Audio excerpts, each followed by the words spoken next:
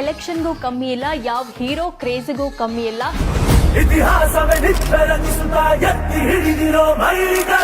ಒಳಗ್ ಹೋಗೋ ಮುಂಚೆ ಗಿಲ್ಲಿ ನಟ ಬೇರೆ, ಬಿಗ್ ಬಾಸ್ಗೆ ಹೋಗಿ ಬಂದ್ಮೇಲೆ ಬೇರೆ. 37 ಕೋಟಿ ಬಂದಾಗ ಯಾರಪ್ಪ ಅದೃಷ್ಟವಂತ.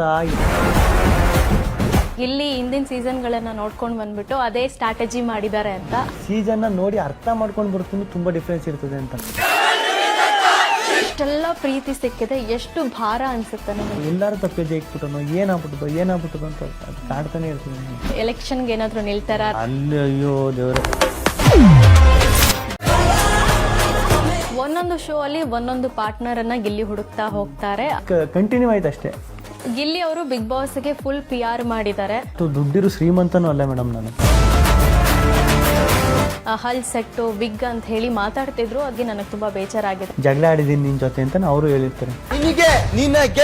ಗಿಲ್ಲಿಗಿಂತ ಅಶ್ವಿನಿ ಅವ್ರಿಗೆ ಓಟ್ ಜಾಸ್ತಿ ಬಂದಿದೆ. ಯಾಕೆ, ಯಾವ ಇಂಟೆನ್ಷನ್ ಅಂತ ಗೊತ್ತಿಲ್ಲ ಮೇಡಮ್. ಗಿಲ್ಲಿ ಬಡವಾನ ಅನ್ನೋ ಪ್ರಶ್ನೆನ ಅಶ್ವಿನಿ ಅವ್ರು ಮಾಡ್ತಿದ್ದಾರೆ. ನಾನು ಶ್ರೀಮಂತ, ಚಂದ್ರ ಪ್ರೀತಿ ಸಂಪನ್ನ ಮಾಡಿದ್ನಲ್ಲ ಮೇಡಮ್. ಇವಾಗ ವಾಟ್ ನೆಕ್ಸ್ಟ್? ಏನ್ ಮಾಡ್ಬೇಕು ಅಂತ ಕನ್ಫ್ಯೂಷನ್ ಅಲ್ಲೇ ಕೂತವನಿ ಈಗ್ಲೂ.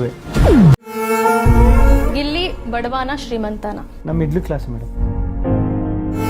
ನೀವು ಬಡವನ ಗೆಟಪ್ ಹಾಕಿ ಗೆದ್ರಂತೆ ಅಂತ ಅಶ್ವಿನಿ ಅವ್ರು ಹೇಳಿದ್ದಾರೆ. ಡೆವಿಲ್ ಸಿನಿಮಾ ಬಗ್ಗೆ ಬಿಗ್ ಬಾಸ್ ಅಲ್ಲಿ ಮಾತಾಡಿದ್ರು ಕೂಡ ಟೆಲಿಕಾಸ್ಟ್ ಆಗಿಲ್ಲ. ಮಾತಾಡಿರ್ಬೋದೇನೋ.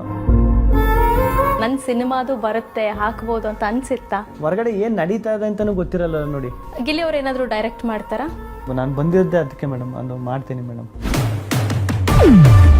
ಎಸ್, ಖಂಡಿತ ಅಪ್ಪನ ಕೊಟ್ಟು ಮಾತನ್ನ ಇವತ್ತು ಉಳಿಸ್ಕೊಂಡ್ರಿ. ಅವರು ಕೂಡ ಭಾವುಕರಾಗಿದ್ದಾರೆ. ಅಮ್ಮ ಒಂದು ಮಾತು ಹೇಳ್ತಾ ಇದ್ರು, ಅನ್ನದ ವಿಚಾರ ಹೇಳ್ತಾ ಇದ್ರು, ಊಟದ ವಿಚಾರ ಹೇಳ್ತಾ ಇದ್ರಿ. ಚಿನ್ನ ಕದ್ದಿರೋನ್ನ ನೋಡಿರ್ತೀರ, ಅನ್ನ ಕದ್ದಿರೋನ್ನ ನೋಡಿಲ್ಲ ಅನ್ನೋಂಥದ್ದು. ಅನ್ನ ಅನ್ನೋಂಥದ್ದು, ಊಟ ಅನ್ನೋಂಥದ್ದು.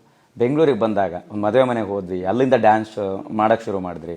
ಸೊ ಏನು ಸ್ಟ್ರಗಲ್ ನಿಮ್ಮನ್ನ ಶುರು ಮಾಡ್ತಂತ? ಅವಾಗೇನು 18-19 ವರ್ಷ ನನಗೆ ಬಂದ. ಆವಾಗಲೂ ಬರ್ಬೇಕು, ಏನೋ ಒಂದು ಕೆಲಸ ಮಾಡಬೇಕು, ನಾನು ಇದು ಬಿಡಬೇಕು, ಇದು ಮಾಡಿಬಿಡ್ಬೇಕು ಅಂತ ಬಂದ್ಬಿಟ್ಟಿರ್ತೀವಣ್ಣ.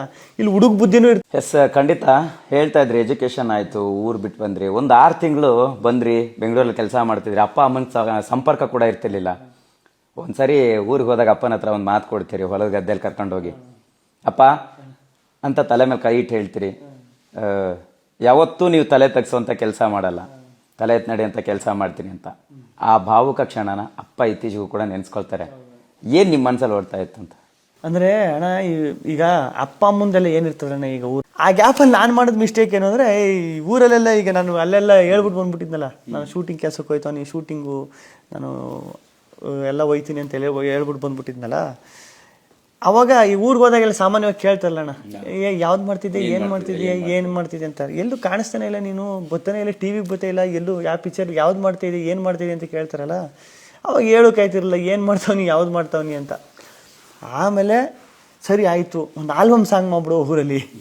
ಅವಾಗ ನಮ್ಮೂರವ್ರು ಅದೇ ಹೇಳ್ತಿದ್ದಲ್ಲ, ಅಸಿಸ್ಟೆಂಟ್ ಡೈರೆಕ್ಟರ್ ಕೆಲಸ ಮಾಡ್ತಿದ್ರು.